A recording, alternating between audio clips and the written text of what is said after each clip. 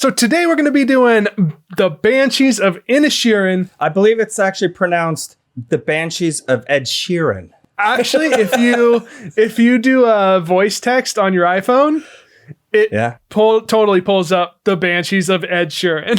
I just did it. So. But what we want to know is, what was the worst way somebody tried to unfriend you? Or what's the worst way you unfriended somebody? Leave it in the comments.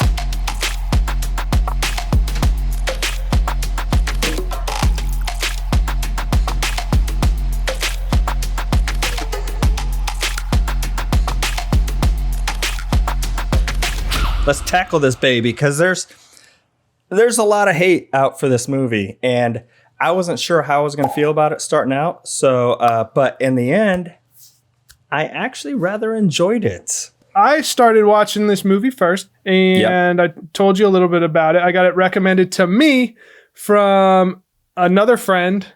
And so I'm like, let's dive into it. Let's see what it's all about. And man, is this movie just like a slow kind of downer? Oh, it's slow. But being that said, that doesn't make it a bad movie. It's actually a really entertaining movie and has a whole lot of different layers going on. Yeah. And symbolism, but I think. I think the slowness and the boringness that a lot of people are complaining about serves the purpose of putting you in their shoes of what it's like living on that island in Ireland. I think so. And I think there's a realness to it. And I think there's relatability to it all because it feels so slow and real. Like everything isn't so action packed and lively in life. Have you ever been to Ireland? I have not, but actually this film made me want to go because it looks so beautiful. Like the landscape in the background. That was probably one of my favorite parts of the film, was just seeing all of the different like landscapes that are happening. The beach is beautiful, the greenery, and like all those little paths and trails like were really, really cool. So I need to visit. Have you been? I've been once. Stacy and I went. I had photographed a wedding out there, and it's beautiful. I mean, we went all around the island, the cliffs and the rolling green fields, and there's sheep everywhere. But after a while, 3-4 days of being there, we're like, it's the same thing. Oh, you got kind of bored? Over. Like you're driving to see things and it's like fields, fields, fields, fields, fields, sheep, sheep, sheep. I think the problem is that you don't drink. So you can't just sit there and enjoy some Irish beer or Irish whiskey and embrace the whole boringness of the beauty. But it's definitely some place where everybody, I think, should go there at least once. Definitely hop over to Scotland, because I wish we would have had time to go to Scotland, because that looks even more like amazing with their like crazy buildings and castles that they have there. So Diana and I, every year we were taking turns picking what country we're going to go to. Like the other person can't complain about it. So I think Ireland might end up being on my list, but maybe I'll make it like a double thing. Like you said, Ireland for a couple days and then maybe jump over to Scotland and pop over to Wales, go down to Wrexham, say hi to Ryan. Right? Mm-hmm. Yeah. We're just going to have to sync up and hook me up with some free tickets. Yeah. Rob's probably there too. So go hang out. And maybe a flight. Sponsor us. Let us come out to Wrexham. Like a hotel, like everything I need. We're going to need a drink money. Yeah. Yeah. I mean, we'll send you the contract of all the fancy things you need. Color coordinated M&Ms. What is that called? The rider? Is that what it's called? I don't know, man. I think it's a rider. It was just a way for them to know that they actually read the contract, so they have all those weird little quirks in those. But no, back to the movie though. I saw a lot of people complaining on Facebook about it, and I really actually in the end rather enjoyed it. It's very dry humor in a way. Mm-hmm. The beauty of the cinematography. Yeah, it's beautifully shot. Yeah, the complexity of the friendship. Yeah, the main part of the story is you have Colin Farrell, who plays Patrick. I want to say it's the Irish version of Patrick, I'm assuming. And then you have Brendan Gleeson, who plays Colm, his best friend. And apparently they were best friends, and now Colm wants nothing to do with Patrick. He just wants to play music and make his mark on the world because, I don't know, it's like the end of like his old age, and he's just like, I want to move on. You're boring. You're stale. I don't want anything to do with you anymore. He always fancied himself as this intellectual musician, artist, and I feel like he never felt like he really accomplished anything. He never did something to leave his mark, and he wanted to finish this piece before he died, which granted it would have been, another 20, 30 years probably. He wanted to leave his mark in the world, and, hanging out with dull, boring Patrick, just wasn't cutting it for him anymore. And there was a lot of symbolism in this, like the animals, a lot of people were like, well, what's up with the donkey? And I kind of felt like that represents, obviously donkeys are stubborn. I could be wrong, but I felt like that kind of represented the stubbornness of both of them. Yeah, the donkey for me, it was like showing how much of a jackass he is. But when you text me and said, I think it represents stubbornness, it's like, oh, yeah, that makes a whole lot more sense. Like, he just doesn't get the point of, I need to let this guy go. He wants to do his own thing, but he's just holding on to this friendship because he wants everything to stay the same. Yeah, the old lady, I believe, represented death. Yeah, she was always lurking like behind any time anything was about to kind of happen or was getting close. Like, you could tell. Yeah. And they would dodge her. Like, they were like trying to dodge death. And they were like, they would hide behind things when she would show up. I think, too, along with the death, like, it represented loss.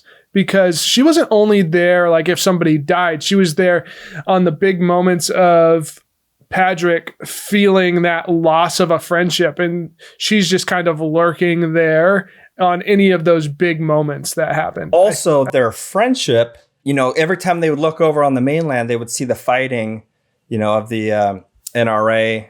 No, NRA is the rifles. IRA is what I was. There's always fighting with the NRA. We know that. Their stubbornness is like, kind of like, what are we actually fighting about? And I feel like that kind of represented what was going on, the big picture on the mainland, the two sides fighting, like, what are they actually fighting about?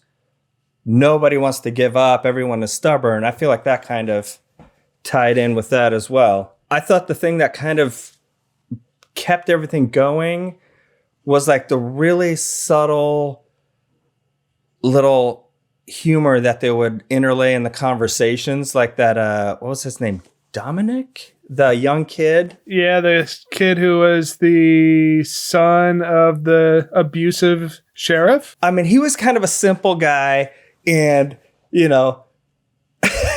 was, in the beginning, he's like, hey, look what I found. I found this stick with a hook at the end.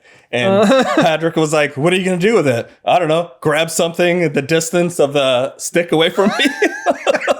like just a simple guy, but he was just comical and entertaining, I thought. So, just those little subtle things that they had in the dialogue really kind of kept things entertaining. Yeah. Speaking of Dominic, that kind of brings up the point of all the different types of characters that they had. Like, Dominic was just seeking out like love and attention and all that. And he had like this horrible living with his sheriff dad that basically abused him and stuff. But he just was seeking somebody to love him and wanted a relationship. But like you said, he was kind of a simple man and was a little bit different compared to other people. And so he just felt like an outsider, even though people still kind of liked him. And then Siobhan, I think it's Siobhan. She was the one that kind of kept everything together in the village, and kind of kept the peace, kept things running smooth. Yeah, she was like the middleman for everything. Like, she was like just caught up in between the things, trying to be like the mother of everything. Saying like, hey, can you stop doing this? Like, no, it's fine. Like, I got your food. I got this ready for you. And always doing the kind things. But she just was wanting more as well. She felt stuck in her own little world and wanted a new start. You could also tell that she, despite Colin thinking he was the intellectual, she was actually the intelligent one on the island, I felt like. Yeah. Because she corrected him on, she's like, actually, it was the 17th century, not the 16th century. Oh, so, yeah. Yeah. So I feel like she was the actual intellectualist. Yeah, when Colin was trying to bring up points of people in history that have laid their mark, but he got some of them wrong still. Yeah. But so that brings us to the main question. You're friends with someone and you just kind of want to part ways because you become two different people. Yeah. How do you do it? Have you had to part ways? I mean, I think as a kid, like the only way I did it was I just like ghosted him. Yep, pretty much. I'm like, nah, I can't play today. Like when I was younger. I don't know, man. I think just as you get older, like relationships just start to drift in different ways and you just slowly start talking less. I don't think I've ever intentionally just said, I don't want to be your friend anymore. Stop talking to me. What about you? I have a lot of people that think I'm trying to separate ways, because I've got a family now, I've got kids, I've got, wife and career, this and that, and blah, blah, blah. You just don't have as much time to talk all the time anymore. Man. And so they kind of feel like you're trying to ghost them or separate when really it's just like, man, I'm just busy. Like I just don't have time to hang out and goof off all the time as much as, we had fun doing that. But I have, separated from people in the past where it's just like, all right, you're going in this direction clearly. And you just kind of hang out less and less and let them kind of do their thing. And, you might say hi in passing or something one day, but. Yeah. I've had friends, that had got married, had kids like way earlier than I did. I understand now more how that friendship distancing starts happening. And like you were just saying, you just get so busy with the baby and life and like you have to take care of this thing every couple hours, and it's more than that, but like feeding and changing, there's just so much that consumes your day that those friendships just slowly start distancing. Doesn't mean you don't care about them still, doesn't mean that you don't want to hang out, you just don't necessarily have the time to do it, or you don't even think about it as much because your day is over by the time you're done dealing with all the baby stuff, and then you're still not done because you got to be up all night watching movies so we can entertain you guys. Exactly. I have been ghosted before, though, I would say. One of my best friends growing up, we hung out all the time, every day, did all these things together. But, man, he just straight up moved one day, didn't tell me, and just stopped talking to me. And I was like, that's weird. We were like best buds, and now you're just gone? And then you rarely talk to me, and when you do, you don't seem interested. So I kind of related to that whole dynamic that Colm and Patrick had, because I feel like my other buddy was kind of like the Colm side of it, just like, I'm done, I'm leaving, I got to do my own thing. Actually, this came up in conversation yesterday. We were at my friend's memorial service. Spencer, we will dearly miss you. We were talking about, people from high school and all this stuff, and, super fun catching up with people that I haven't seen in like 25 years. And one guy came up and I'm like, yeah, I saw him, at this game. And years ago, I realized he had dropped me off of Facebook, and everyone's like, oh, maybe he just deleted Facebook. I'm like, no, he still has one. I'm like, so you start to wonder, like, well, what did I do to like, cause like, we never really like were close. It was just, I'd see him at like, events and stuff. And maybe I'm just like Patrick and I'm dull. I mean, if we're talking about social media stuff, I've definitely just unfriended people as I'm cleaning up my friends list, because I'm like, do I really talk to you? Or I start seeing their posts a bunch all the time, and I'm like, I don't interact with you anymore. I don't really need to see your posts. So I've definitely unfriended people that way. And I've also had people catch me do it. And they're like, well, what the fuck? I'm like, I just blocked.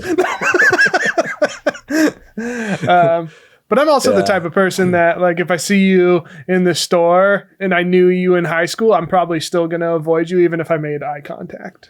But Colin and Patrick were in a totally different situation where they're in a village of like 50 people, maybe. Yeah.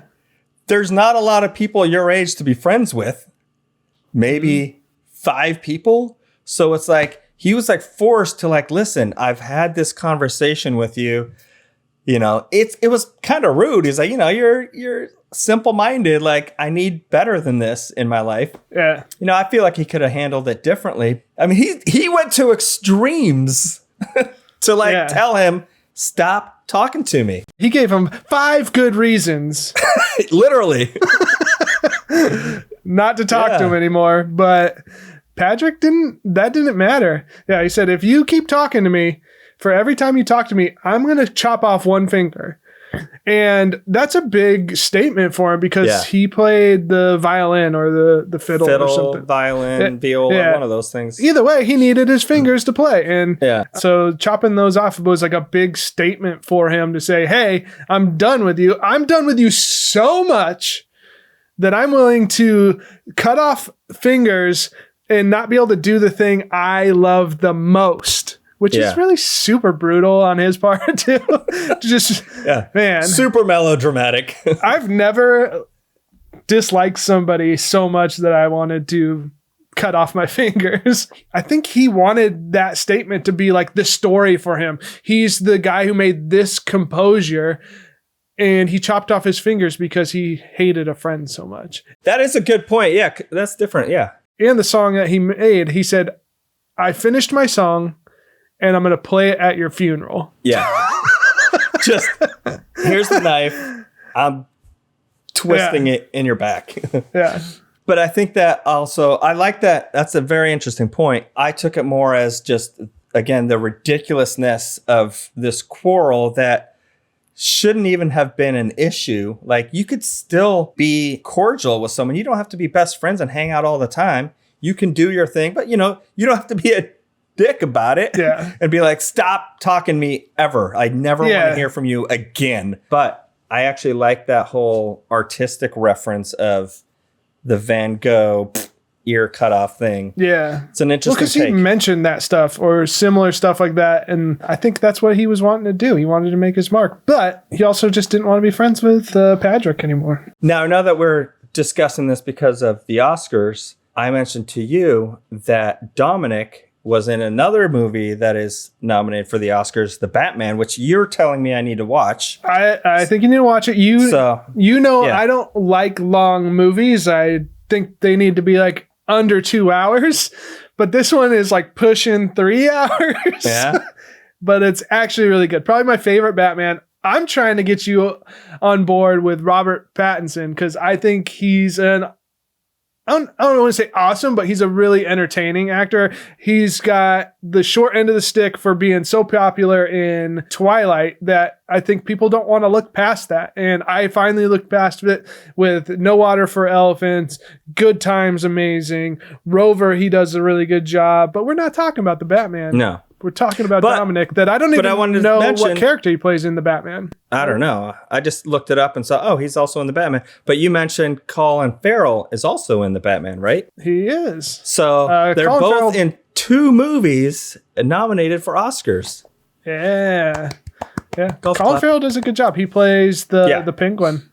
Yeah. In Batman. Oh. Yeah. Okay. He's almost interesting. Unrecognizable. Really? It's pretty cool. Who did you like better, him or Danny DeVito as the Penguin? They're different vibes, I think. The Batman is very much more of a detective type, dark, gritty thing. So yeah. It's not so comic booky. It's not so much. It's not goofy like Batman Returns. Yeah. When I rewatched Batman Returns, I'm like, this is kind of goofy and kind of cheesy and whatnot. Well, I don't know why we're talking about the Batman right now, but we're doing it. We're doing it. Tangents. Somebody who I think should play a Danny DeVito-esque type or a little bit more edgy Penguin would be Jonah Hill. I think Jonah Hill would fit it perfect for the Penguin. All right. I'd entertain that. Just chop this section out and put it in the Batman episode. But yeah, you're right. The 2 Oscar-nominated films, they're both in it. Do you think this is Oscar worthy? Do I think it's going to win? I don't know. I think it's too heady and too slow and a downer of a movie. Like, there's not enough going on for it to really take the victory on the Oscars. But I don't know. I could be surprised. I feel like it's going to win something. I don't think it's going to maybe win Best cinematography Picture. or something. Yeah, maybe something like that. I don't think it's going to win Best Picture or anything. Yeah. Because I mean, it was very serene, peaceful, very beautiful the way it was shot. Acting is awesome. Like solid acting through the whole thing. You know, I always say if there's bad acting, it just takes me out of the movie. At no point did I feel like disconnected and be like, this isn't real. Like I really believed their arguments and friendship. I believed it. And I believed Patrick's confusion on like, why aren't we friends anymore? Like we're in a small town and we've been best buds forever. And now you just want to literally cut it off. Yeah.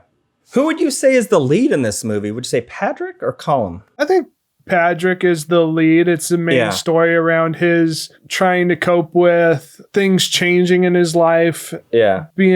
Wanting things to stay the same and not being able to let go. It's really a story about being able to let go and move on. Yeah, that's the way, you know, they're almost equals, but, you know, it is obviously more about him. So, you know, you'd put Colin, I guess, in the supporting actor role. Yeah. Mm-hmm. So I think they might win maybe for supporting actor or something.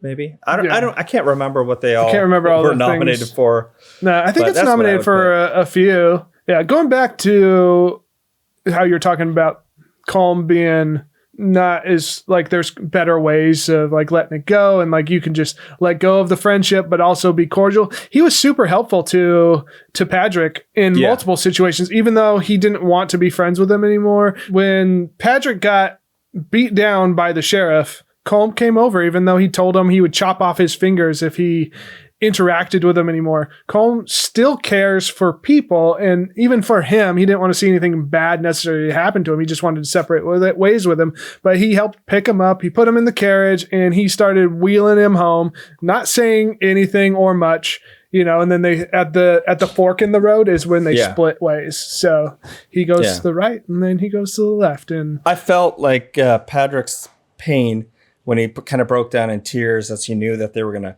part ways there. Yeah. Yeah. So that's another symbolism thing that I noticed is the fork in the road. There was always a split, a divide in paths that they both had to keep going down. And that brings up what I was thinking about the complexity of their relationship was like, even though neither one of them really wanted to cause harm to the other, you know, everything kind of escalated, but deep down you still saw that they actually did care for each other. And even at the very end, we're taking this to our deaths. Like you could still see that caring that they had for each other. So yeah, he's like, we're even. We're pretty much even, right? He's like, nope.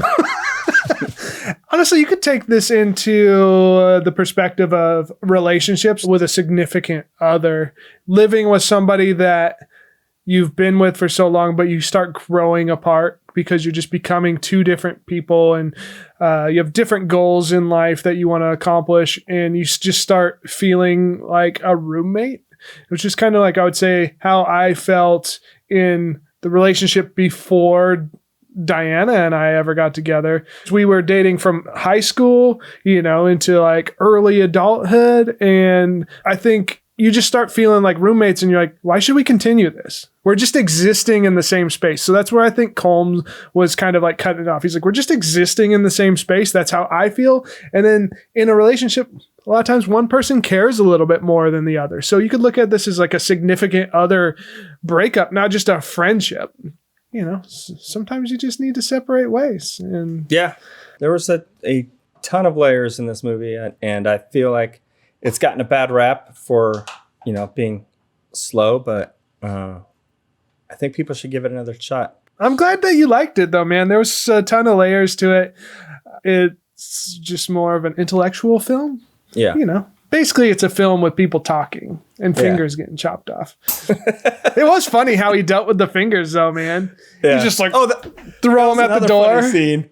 The where the dog was like, uh-oh, I know what's gonna happen, and he grabs the shears and like pulls him out of the house, like closes the door on the dog. He's like, damn it, I tried. I have a question though, now thinking about the dog. When he burnt down his Colm's house, he says, at 2 p.m. I'm going to burn down your house. You can either be in it or you can be out. But he's like, put your dog outside because I don't have anything against your dog. Like, why did he still care so much about the dog? There has to be some symbolism. I know people just care about animals, but he really cared about animals. Like, you could see that he would let, his donkey in the house when Siobhan wasn't there. And, he's like, this is just about you and me. It's not about the dog. I don't want any harm to happen to the dog. So put the dog outside. It's and I kind of got that. the feeling, that Colin was like, you know what? I've written my masterpiece. If this is my time to die, it's my time to die. Because he was still kind of just sitting in there, like staring, like as the fires kind of like came up. Yeah. But then he still got out. I think this is an Oscar-worthy movie. At least nominations, it's definitely worth nominating for a lot of the categories that it did. I don't think it's going to win all of them, but like compared to a lot of the other movies, I thought this one is actually really well made overall. Like, I didn't see any faults with it versus some of the other ones, which we'll get into in our Oscar special, which we're going to tag at the end of this episode. So go watch that. I think that's it for me. Yeah. No. I just want to know, do you guys think it's Oscar worthy? And if so, what category do you think it is going to win or should win? Good question. But I think that's it for us. Yep. So thanks for watching. Like, subscribe, do all the cool things, hit up the socials, and we'll see you in the next one. Peace.